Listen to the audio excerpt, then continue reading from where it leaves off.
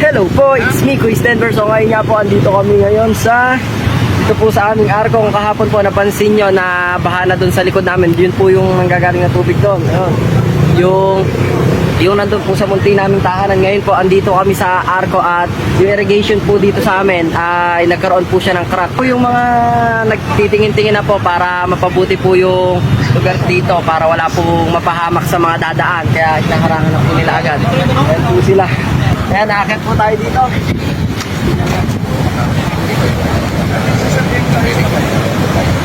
Hello po.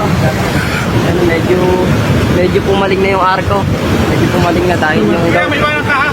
Nakakabigla nga po at nakakalungkot yung balita na to dahil may posibilidad po na maguho yung malapit sa irigasyon na dinadaanan ng tubig. At sa tuwing may dumadaan nga po ng malakas na bagyo ay nasisira po yung inilalagay na buhangin na idinudugtong sa tulay. Dahil tumataas po yung level ng tubig na nandito sa dam gaya na lang po nung nagdaan na bagyong Karina at ito po yung naging taas ng tubig. Dati nga po ang isa lang sa pinangangambahan ng barangay namin ay yung pagsira po ng buhangin na idinudugtong sa tulay, pero ngayon po ay may nakita na pagbitak sa malapit sa arko. Kaya July 26 po agad na pinuntahan ng MDRRMO tapos isinara na po yung daan para sa mga sidecar at four wheels para makaiwas po sa hindi inaasahang pangyayari. At nilagyan na po nila ng harang yung parte na posibleng gumuho para hindi na pupuntahan ng mga ibang residente. Nakakalungkot nga po at hindi maiiwasan nakabahan kami dahil pag bigla pong gumuho ay sobrang makakaapekto sa amin dahil unang-una na po baka mawala yung linya ng kuryente. Pangalawa po na problema ay yung dadaanan namin dahil sarado na nga po at mahirap po siya lalo na sa mga nagtatrabaho at sa mga kapwa ko estudyante na magpapasukan na.